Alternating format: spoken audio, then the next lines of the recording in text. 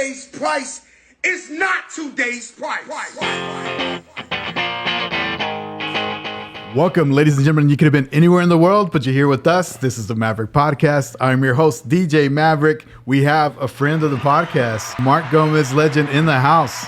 What's up, dude? Thanks for inviting me again. Yeah, absolutely. I think it's just going to be a regular thing. We're just going to meet up every once in a while, go over topics. What do you think? I like it. I like it. It's hot as balls outside, but it's cool. You know, it's that time of year, so. Are you like getting more comfortable now? Now it's like no big deal or what? With what? With the podcast? Just coming on here. No, it's still nervous. I still get a little nervous. Maybe like the first 5 minutes, like last time, I was like, I kind of started thinking about it after we did it. Like, I started off pretty nervous, and then, we just get into the. So it doesn't get easier? It's still like a little struggle or what?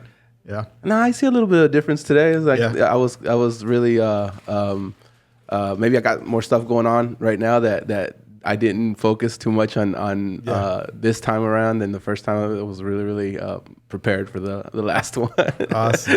Yeah, I was telling you that the Peso Pluma clip is going viral on TikTok. That's crazy, dude. Right? And so I didn't think it was going to be that big of a deal. Like the main thing I wanted to get across was that he had a Lebanese background, right? Yeah. So I had said that he had a Lebanese background, but then in the comment sections, they're just going at it, fighting. Yeah. Right? Saying, well, only his dad was Lebanese.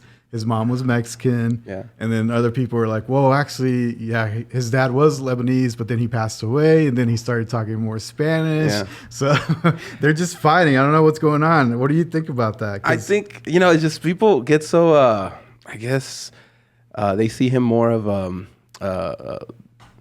they've grasped onto him and feel like he's part of them. I guess you get fans. I mean, I'm a fan of just bunch of bands, right? So when somebody questions what my perspective is of that band or that singer, like I'm not open to or open-minded to what other people are questioning. But read this comment right there, the middle one. The middle one?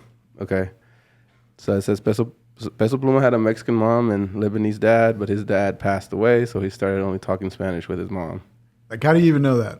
Like, how do you know all those details? Well, maybe this is Peso Pluma's brother, so I don't know. And what I was trying to say is just it was cool that he had a Lebanese background and he's like a big pop star now, right? That's all I was trying to say. People get really really attached and they want to feel like it's that fanatic of fans. I mean, it's in the terminology, right? Hey. And after we did that episode, I started looking up his stuff even more, right? I sent you his new album. Yeah, you did. Did you listen to it? I listened to clips in here or there, but I started really looking at his. There was a really really cool video where there was a kid waiting for him outside of I guess a concert venue, maybe a restaurant or something, and his parents that were there with him, and he was special needs kind of kid, and he was really, really, really humble. Man, cool. Peso Pluma walked up to him and gave him a huge hug, and was like hooked him up with some gear and some merch, and told everybody, hey, make sure you hook him up, and I was like, hey, that's pretty cool, and a lot of people were commenting on that video because they're saying some people were saying we made the right guy famous. Yeah, that's cool. So are you coming around? Is that what I'm hearing? I mean, the music, I can differentiate between the music and the individual. Yeah. I think he's a cool dude. He's probably a really, really cool dude to hang out with, and he's got a really good personality in that sense. The music, dude, I can deal with that. So. Yeah, I sent you his new album. I think on his new album, probably the only two tracks that I like are Luna and then Lady Gaga. Like those are I think the next singles for him. Is that the name of the song, or those are the names of the songs? Luna and then Lady Gaga. Yeah. So, but they're just super catchy, and I think people are gonna start singing. And it's just gonna go viral again. You think he's got staying power? I do, just because he's really good about picking collabs and being featured on stuff. So I think he's gonna stick around at least for a while. Because I was listening. When the music when it pops up, right? I'm like, man, is this gonna be like another? And I know how you feel about Duranguense. True. That's very true. I was like, is this going to be one of those where it was a trend and it lasted for, I don't know, what would you say Duranguense is there, 3 years, 4 years? Know, too long. To this day, if I get a request when I'm DJing a party, I was like, let me see if I have some. Let me check out. When a DJ says, let me see if I have it. Yeah. It's not going to get It's played. A no-go. Okay. Yeah. And so I always think about that. They're so high up there in popularity right now. But then I started thinking, like, man, it could be just a trend. Yeah. Who knows? He's about to do a collab with the really big hip hop star. I'm not going to ruin it. I'll let you do the homework. But he's about to do a really big collab with the hip hop artist. So be on the lookout. It's like Lionel Messi, right, with Snoop, right? Yeah. And Ice Cube. Oh shoot, I didn't know that. Yeah. So Ice Cube did a collab too. So it's pretty cool. That's cool. Yeah, that one was like really popular when that one came out. I couldn't believe it. I was like, man, that's cringe. And then you start listening to it. It's not too bad.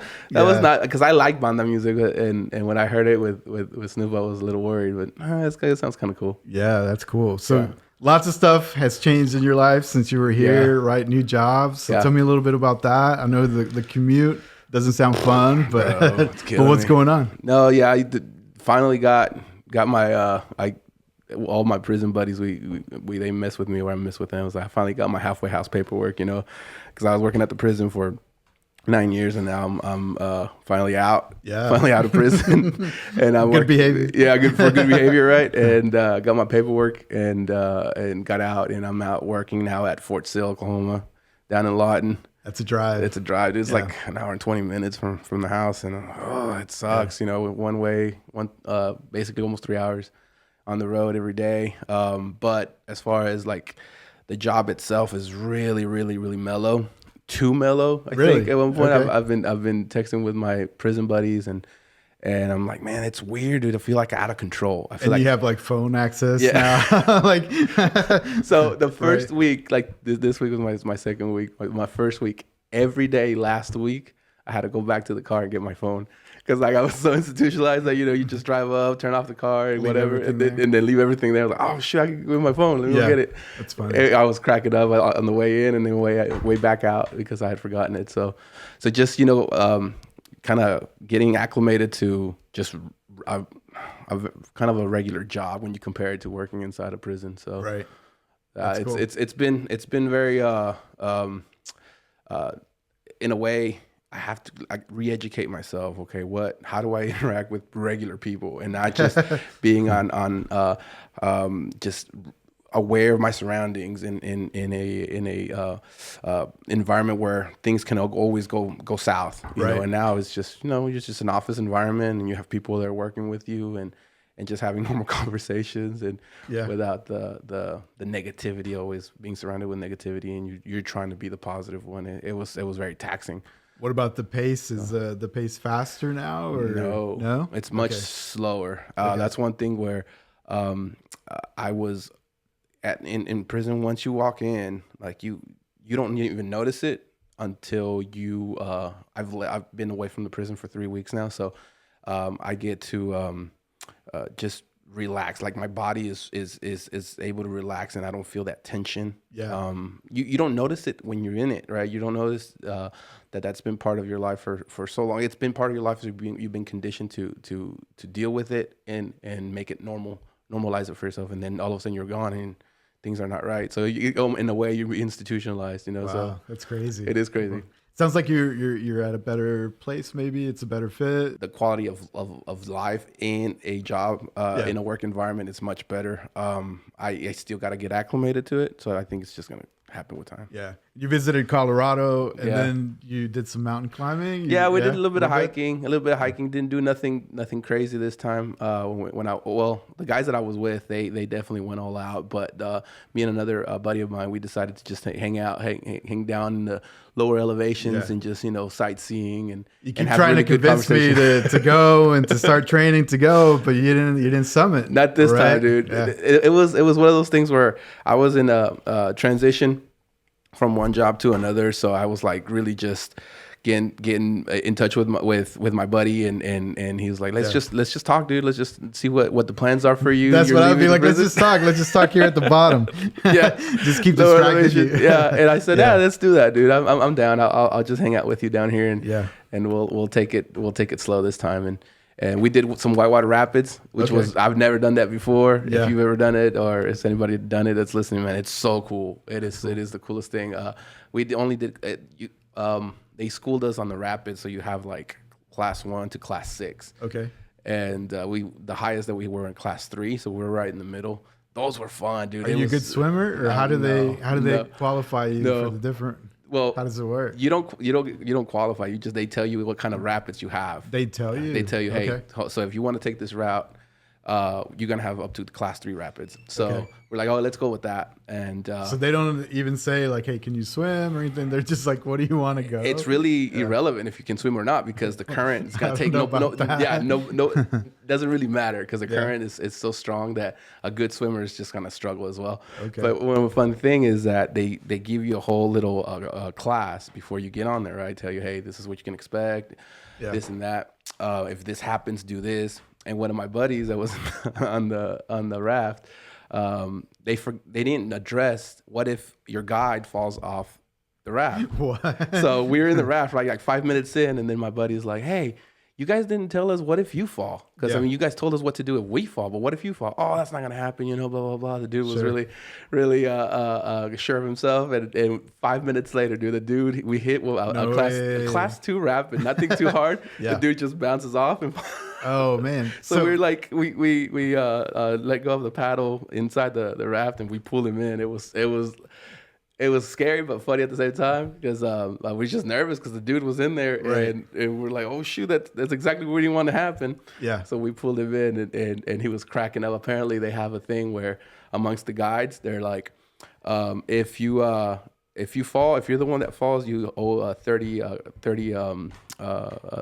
beer case. Oh really? For everyone nice. in the staff. So he had to buy 30 beers for everyone to drink that night. So I don't know about that either. So I don't know if I'm going to be signing up for that or the mountain climbing. It's fun, bro. It was a good time. The weather was perfect, so it was a really cool outing. Really cool outing. And you went to a tour, a federal prison too? Yeah. Like that was just like for fun or what?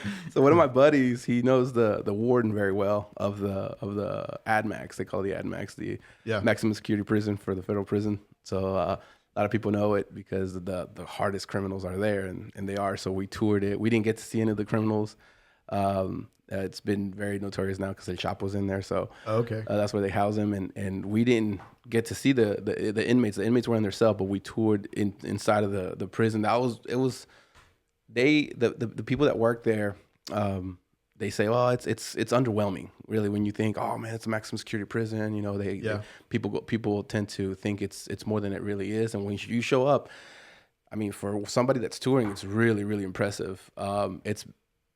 It's crazy because you go in there, and the only thing that you can see if you're in the prison, and you go outside, is just the sky. You don't see nothing around. So there's no windows or anything around you? Nothing. Nothing. They can't see outside. The only thing they can see is the sky. So they're in their cells for 23 hours a day, and only 1 hour of the day they get to go outside. But the only thing you can see is the sky. So it's really when you walk in there, you know how overwhelming it can be for an inmate. I mean, that's their reality. And I thought it was an interesting experience, not to call it cool or anything. But it's just like, wow, this is interesting. Yeah. Man, that's crazy. Yeah. So we're talking about Twitter. You know, Elon Musk is, I don't know, it's kind of fun to watch from the sidelines because he's treating like this big company Twitter like it's just like some side gig. Like, you know, he has like SpaceX, he has Tesla, he has all this crazy stuff, right? And then, you know, Twitter is just like a side hustle, right? So he's going to rename everything to just X, right? I don't know how much you've read about that. I've listened a little bit about it. I was listening on another podcast. I was listening to it's Bill Maher. He was talking about how he's one of those genius guys, right? That is in his thinking process is probably like 10, 15 years ahead of us. Right. It's his talent that he has. So he can foresee this being something beneficial with. But the regular Joe like me, we're thinking it's just like, what are you doing, man? You're messing up the rotation. We're used to this, you know. We don't mess it up so much, right? So I think he's trying to name it X because he wants this app to basically do everything, right? Okay. So it's going to be your payments, it's going to be your social media, your news, like that's why it's just X, right? Okay. So he's going to rebrand everything, right? But there was a guy that had @X, right? Like that was his username.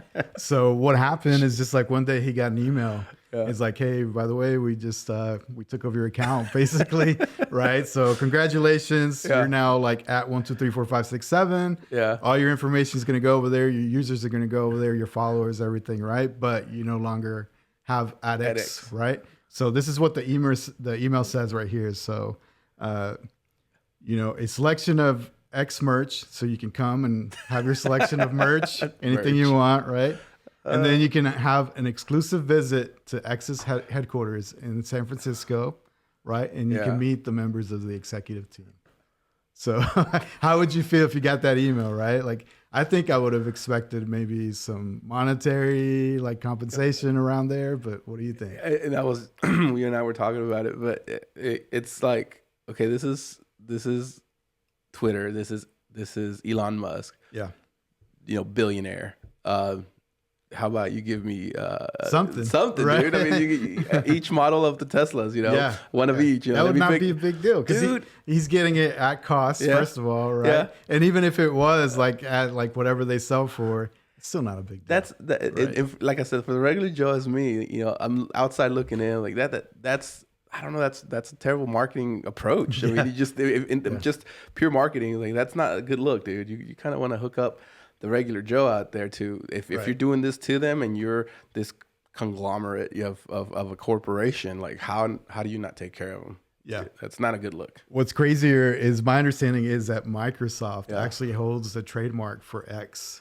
Oh, so I can see that coming down the road as well. Because of like, is that another reason why they use the Xbox as part of their be right? Exactly. Okay. Yeah. So think about that. Oh, like shoot, I don't know if Microsoft is going to be as cool and be like, sure, like you know, we'll take some of your merch, we'll come visit your headquarters. I mean, Microsoft. I mean, they're kind of up there with them. Yeah. I mean, for sure. I don't know if they outdo Elon Musk or Tesla at that point. I mean, I'm not that level of not knowing what they do, but monetary wise, but. Yeah, I just found it interesting, right? Like he just makes all these decisions, and then probably his lawyers are like scrambling behind the scenes, right? Like trying to make stuff happen.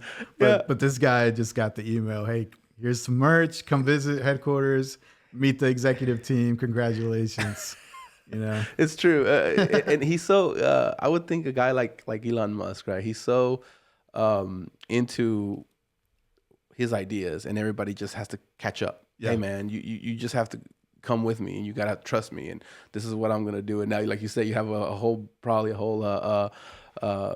team of lawyers and just people behind the scenes that are okay. This is what he's doing. Let's go. I can make it work. We got to make it work. He said it. It's crazy. Yeah, I'm sure they're compensated very well, and they're probably on call, but you know, it's still like. It's probably a tough job. There was an interview that I saw of him in I don't know, it's been a while, but he said that he doesn't even own a house. He stays with friends.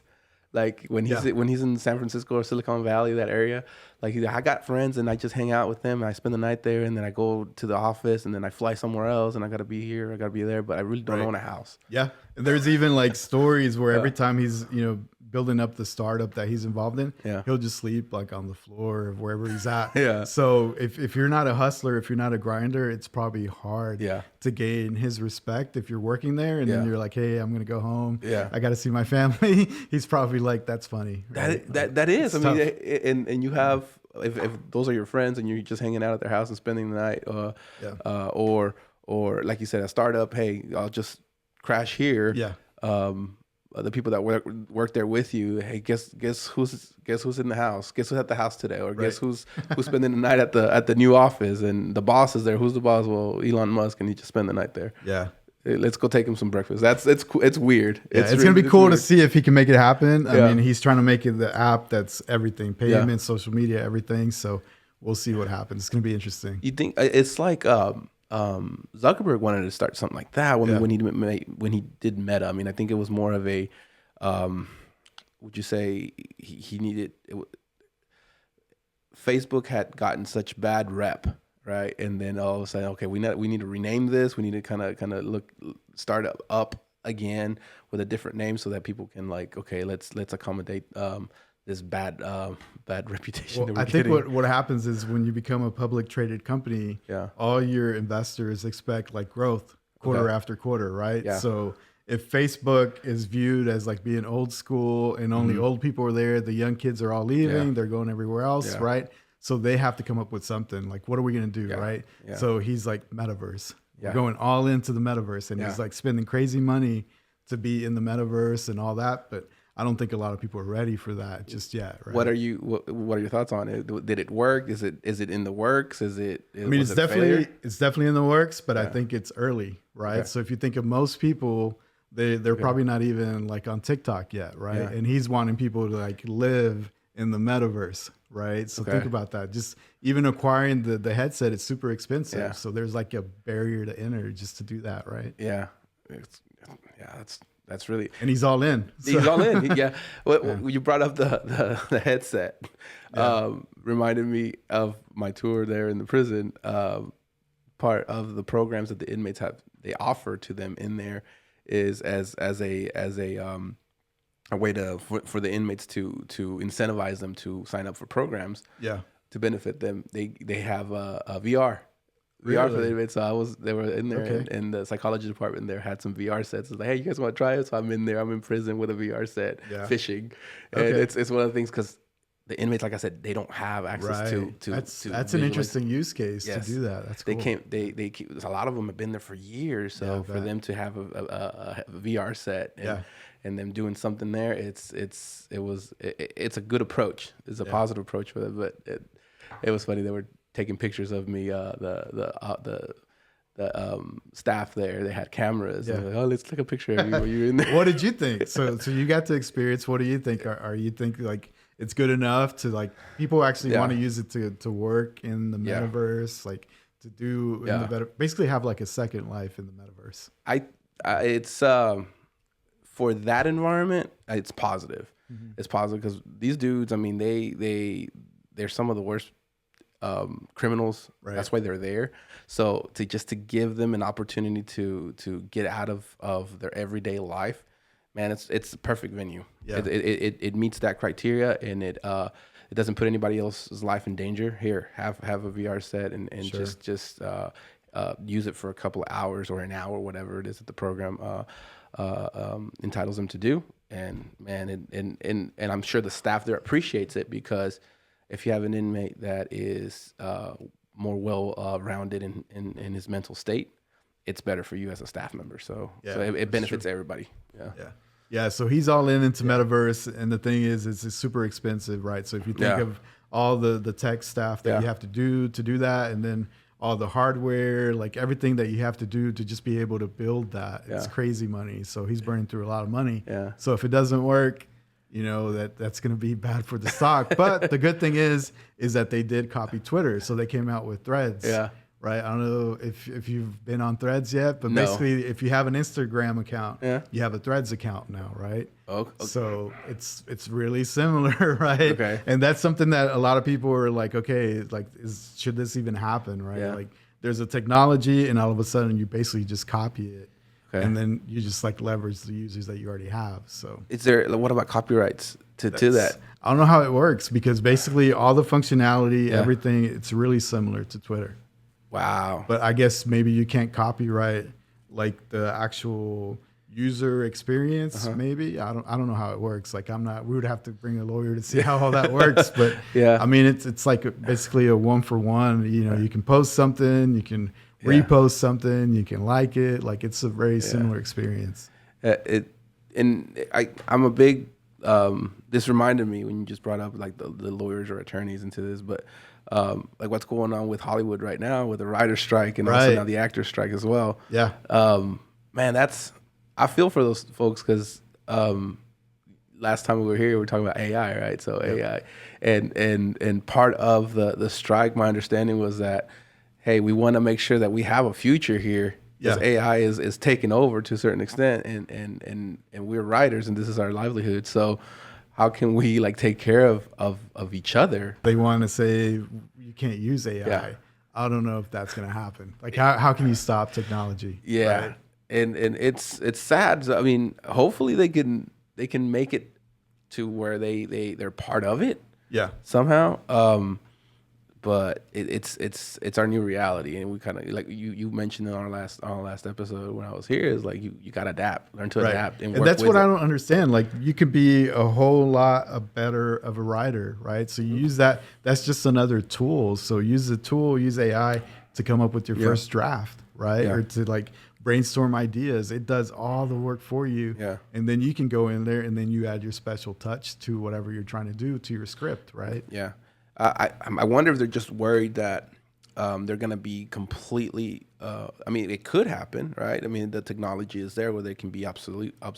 Yeah. From the writing part of either a TV series or a movie. But how about I make it where, like you said, AI is doing some part of it. Let me improve my skill, right? So that I am not left behind. Yeah, and so I have a livelihood. The interesting part is that Netflix just posted a job, and it's for a product manager for AI, right? And the timing of this, it's really like, important because while everybody's on strike, they post this job opening, right? Yeah. And the salary for this is from $300,000 to $900,000, right? So if some of the qualifications, right? You have to know about machine learning. You have to know about platforms, about algorithms. You have to know about everything that's going to be involved for AI.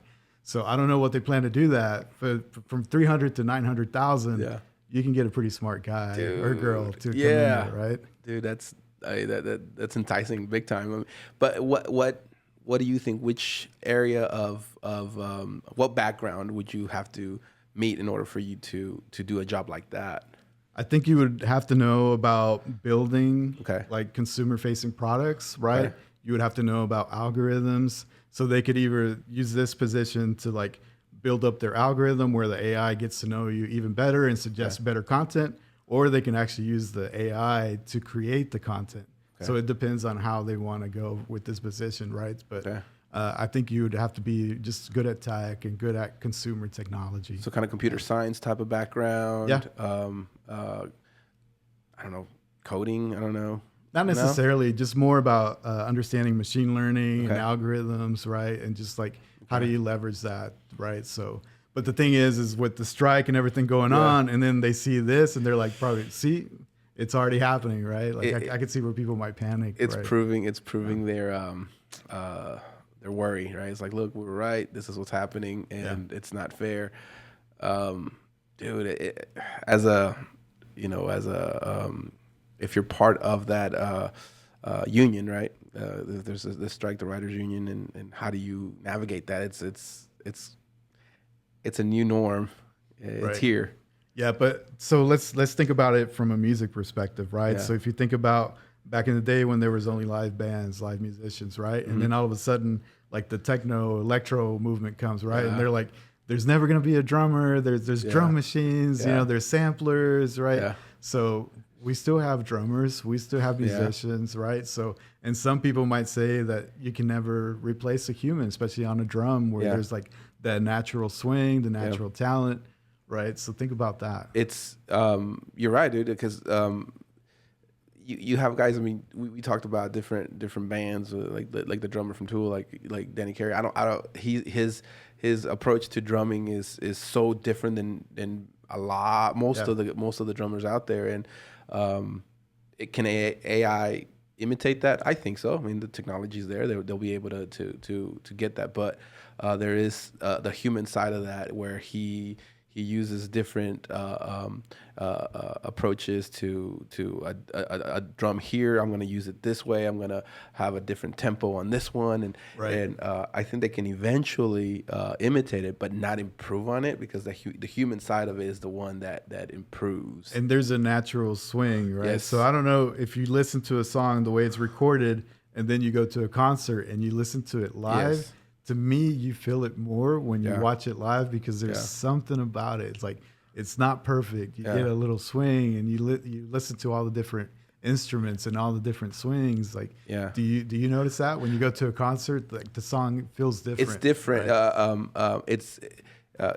There's different concerts that I've been to when you're looking at you're expecting, because you're listening to it on the streaming device that you have or whatever, right? Hey, this song just came out, I love it, I want to go see it live. This musician is gonna come and do a concert, and then you get there, and the tempo is different, the delivery is different, and you still enjoy it, but it's that humanity of it is they can't be as perfect as it was when they recorded it, but it's still very enjoyable. Yeah, and I can't put my finger on one thing, like it just feels different.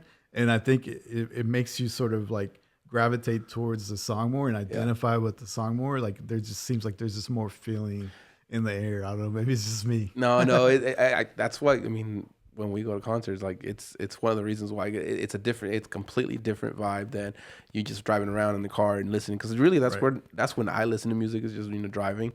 Maybe I need to do more of that at the house and just sit there and enjoy the I don't know, a soundtrack or whatever. So you never just sit down and listen to like a whole album? Dude, I don't have time, bro. That's true. Yeah. I should, and give it that time that it's deserved. But nowadays, the life is so fast that you just have to, pick it up whenever you can. I mean, back in the day, people had listening rooms, right, in their houses. So they would have a room dedicated where they would have the record player, and they would even invite people over. Hey, come listen to music. Remember those big old record big players, the consoles that they had, and I remember. I mean, it was a whole section of the house. But when it was a piece of furniture. Yeah, it was. It was like a big part of your living room. And like I said, some people, if you were like a little bit fancier, a little bit well off, maybe you had a whole different room. Yes, just to listen to music. Yes. Right?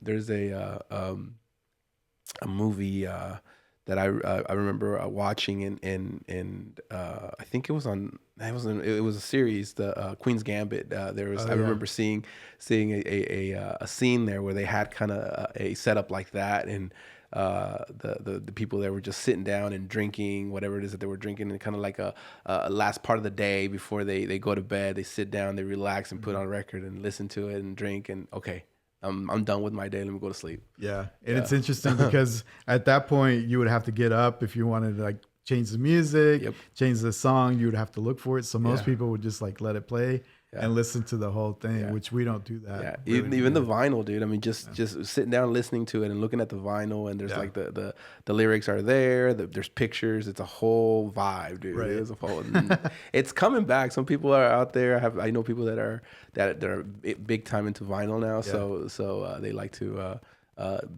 they do that on the weekends, like on a Friday night. They got nothing else to do. Hey, let me go ahead and listen to this and smoke a cigar while I'm listening to this and drinking. It's a whole vibe. Yeah. Yeah. Did you get to see Lionel Messi? Yeah, bro. What did you think? He's so good, man. I'm really happy that he's here. I can't wait for him to come near one of the the venues near here so that I can travel and go see him. He's still top notch, dude. I think the quality of the players that are coming to the States now it's top notch. Yeah.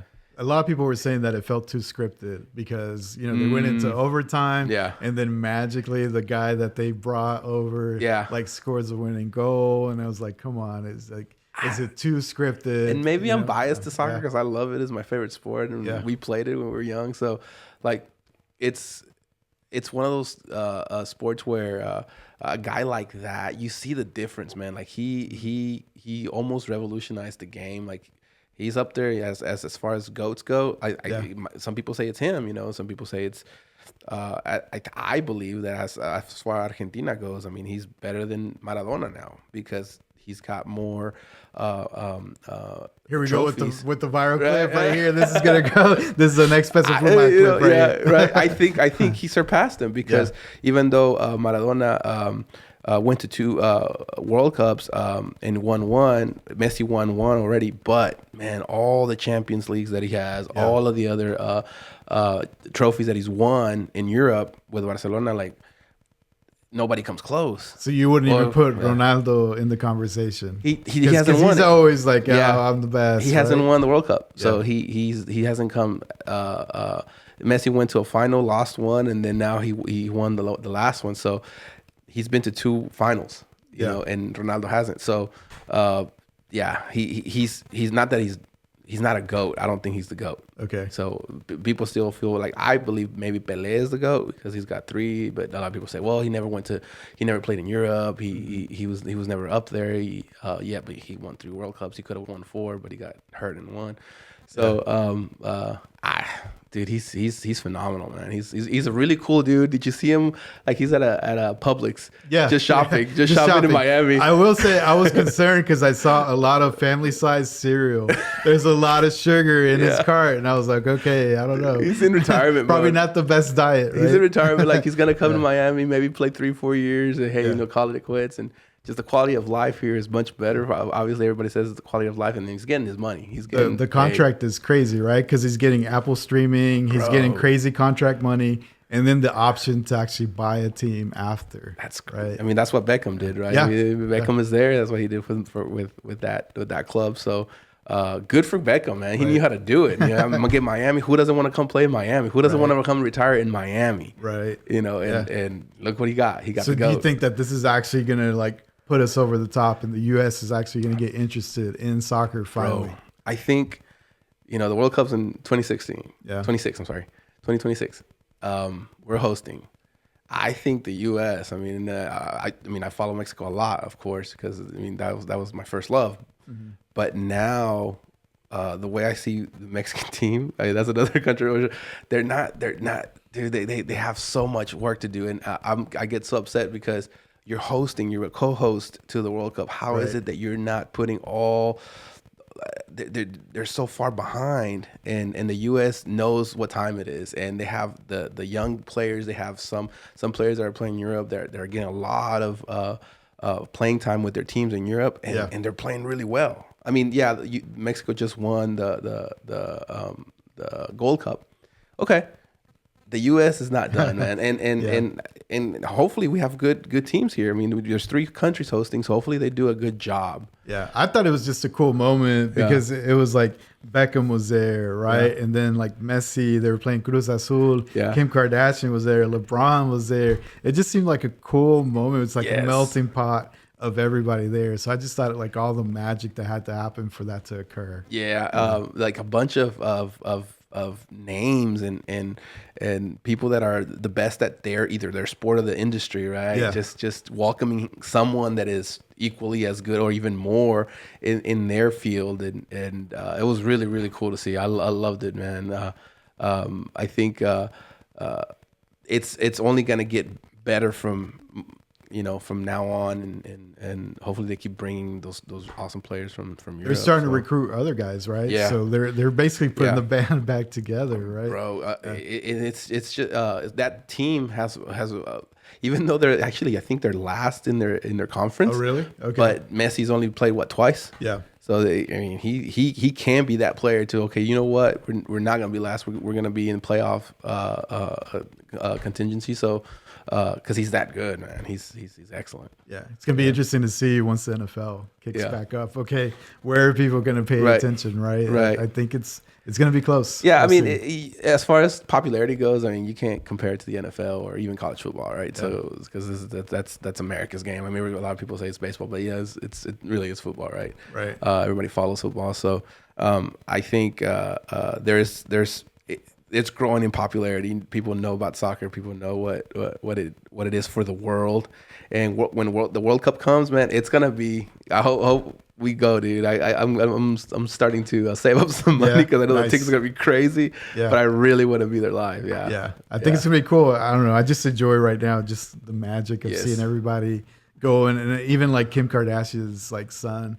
He was like, this soccer player just sweated on me. He was like super excited. Like, I got this player's sweat on me. It's not like, your dad's Kanye. Yeah. It doesn't matter, right? Yeah, right. He wasn't impressed. Yeah. He wasn't impressed. And my mom's came. Oh, but his sweat got on me. Right. That's funny. Yeah. But it's cool. We'll see what happens. But I don't know. The other thing that I wanted to talk to you about was like all this crazy like alien talk has like surfaced all of a sudden. And to me, what's crazy is that all this is coming out. Mm-hmm. And like nobody's like batting an eye. Like, can you imagine like back in the 40s or 50s if they would have said like, hey, we think there is like potentially something here. Yeah. Like people would be probably afraid, right? So now I guess the 40s, dude, that's been so long. with that Roswell crash, right? Yeah, and nobody even like cares now. Like they made this big old like hearing and everything, put out all the information. They're desensitized. I don't even hear people talk to it. Like people don't even talk about it. And if you think about it, also the Discovery Channel that talks about ancient aliens and all that. So it's people have been so like exposed to it, exposed to the theories and the ideas of, hey, this is what happened thousands and millions or millions of years ago, and now it's in the forefront. Now it's a congressional hearing, and hey, let's expose what we know. You think just people are numb to it, and like I don't know. To me, it just seems like we should probably be talking about it, at least like seeing what's really going on. Yeah. But to me, what's always like challenging, like even the guy that was in the hearing, he didn't actually see it, right? So he talked to people. Yeah. Right. And why in this day and age when everybody has a 4K camera in your pocket, whistleblower, right? Because he went in as a whistleblower. But why is there never a good video? Yeah. Why? Right. Everybody has a cell phone, super crazy, good camera. Yeah. There's never any footage. And the other footage that I've seen that they use was some of that aircraft type of footage that they have. It's almost like a secondary camera or something. It's not really focused clearly on it. Do they have better footage? I mean, that's a conspiracy theorist on my part, right? Yeah. Do they have better footage? But hey, no, we can't show that, dude. We'll freak everybody out. That's like don't you Independence Day. If that was you, you wouldn't pull out your cell phone and like record something? Right.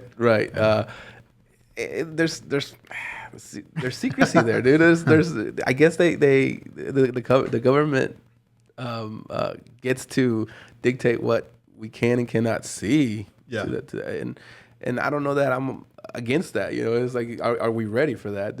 I'm sure they've done enough research on their own. It's like, hey, how much can we expose the population with, or other countries? I mean, what more can you say, right? Like, what did they say? Like, okay, I guess there was like the guy said that there was a crash, right? And he said that they're in possession of non-human biological matter. Dude.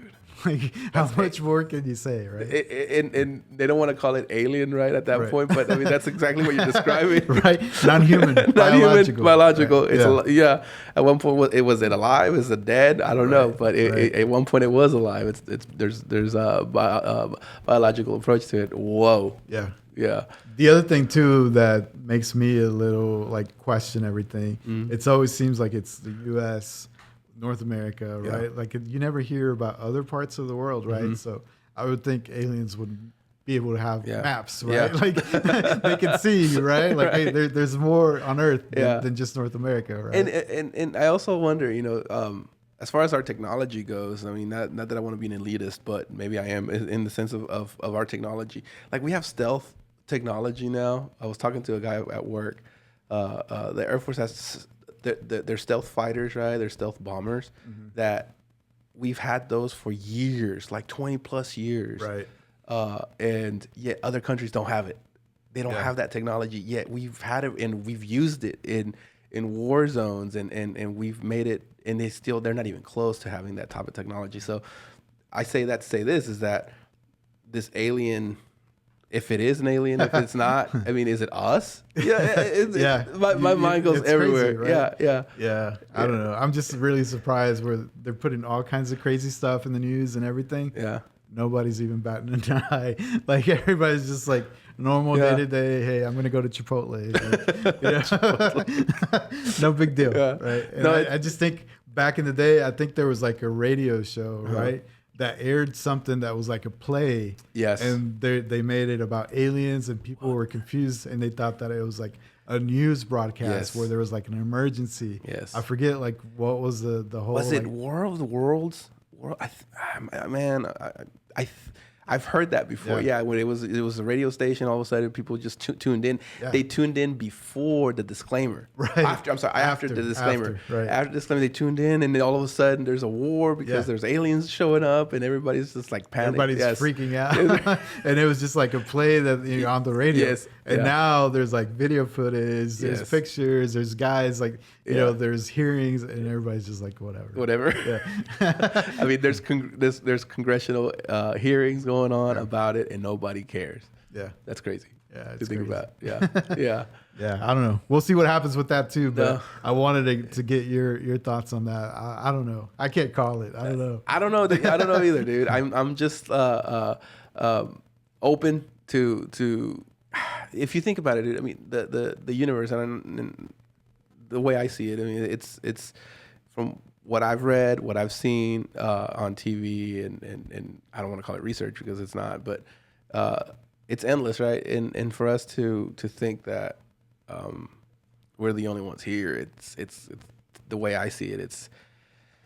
That's pretty narcissistic on our end to think that like we're it. I mean, it's just numbers, you know. The math doesn't add up at that point, you know.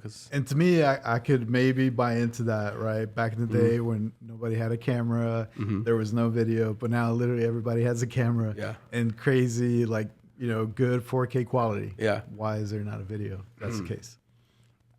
I go back to Big Brother. I think, you know, hey, we can't. This will be hysteria, you know, if there's something out there like, you remember that movie Signs? Yeah. Signs where they capture the alien and everybody was, oh my God, they're real. And I think it would be something similar to that. E.T. was pretty cool though. Like he seemed like a fun guy, right? It's cute. Yeah, it was cute. Yeah. I don't kind of like what we were talking about with AI. I wonder if the aliens really do exist and they're here looking at us, and you're just like, you know, we're just these beings that they think of us as maybe like something funny to look at, or maybe they see us like as pets, or hey, let's take care of that population, and we're just there. Here doing life, right? And they're just out there looking at us. I don't know. So if you had to pick 3 people to go represent us, to go into a meeting with the aliens, who are you going to pick to go represent? That's a good question. Dead or alive? Alive. Yeah, because it's happening right now. Right now, and we got to go talk to these. It's a good thinking exercise. Who would you send? I think it's great. I think Elon Musk would have to be one. Okay. Because I mean, he's kind of our generation's Einstein, if you think about it. Yeah, that's I kind of how I see it. The dude, he's got his finger on a lot of things, right? So he's very well versed into things. You'd have to have someone that's representing just the humanity side of us. Would be probably, man, I would say maybe Barack Obama. You know. Okay. I think he would represent the politician side of him, and all. He's also a very likable dude. Yeah, good communicator. Very good communicator, right? Yeah. The third, I don't know. A good scientist, a very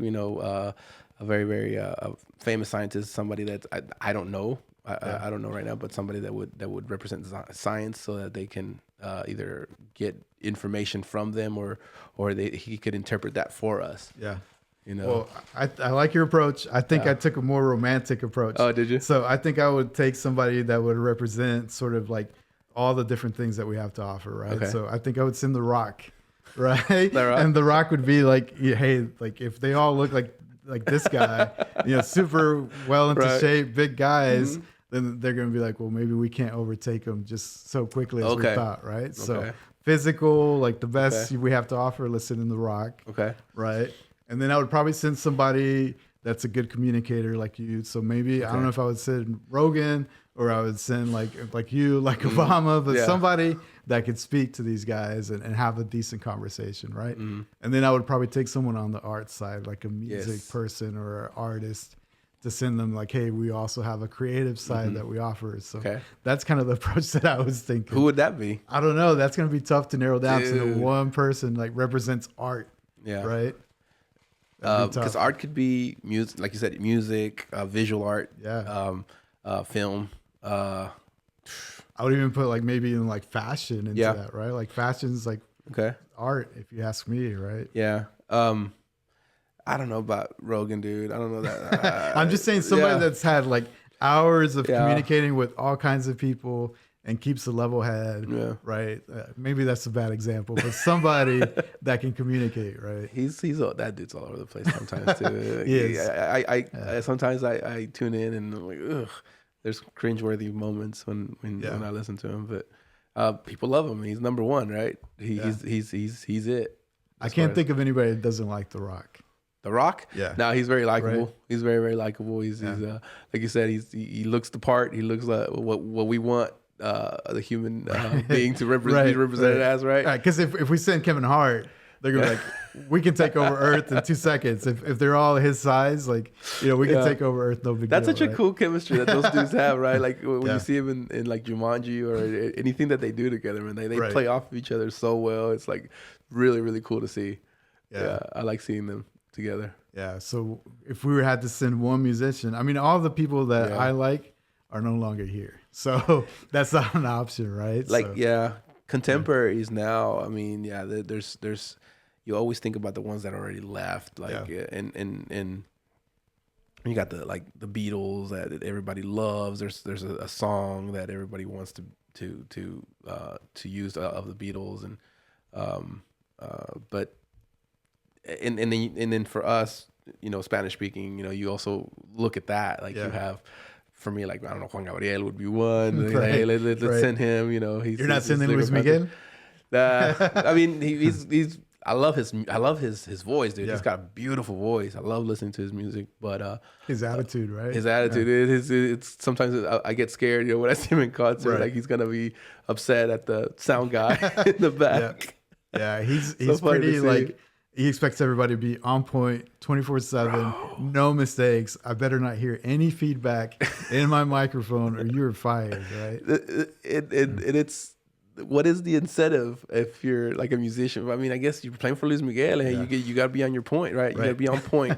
If you play for Luis Miguel, you're good. Yeah, that's true. I think for him to be at that level, the expectations have to be high, but I don't know if that would be enjoyable to work with him, right? I don't know that it's gonna be. It's gonna be a highlight for you if he selects you, right? Yeah. I mean, I'm sure he's got like a music director who's like, hey, I want the best of the best, and then you can put that on your resume from now on. Hey, I play for Luis Miguel. Oh, okay, yeah, man. Right. Yeah, you're gonna be our guitarist. You're gonna be our trumpist. Whatever it is that you play for Luis Miguel. You're good. Yeah. Yeah. So maybe in the comments, people can leave. Who would you send to represent us, right? Yeah. So especially on the artist sort of musical creative side, I don't know who I would put in that spot. So you got like the political, the political, the scientific, or the creative, right? I would think we would want to send a little bit of everything that we have to offer. Yeah. Right? Yeah. Like even if you could send like a chef, like a crazy chef to be like, hey, like, try our food too, right? Check it out. Cool. Yeah. Hang out and this is what you could eat, right? Get you some tacos or something. Yeah.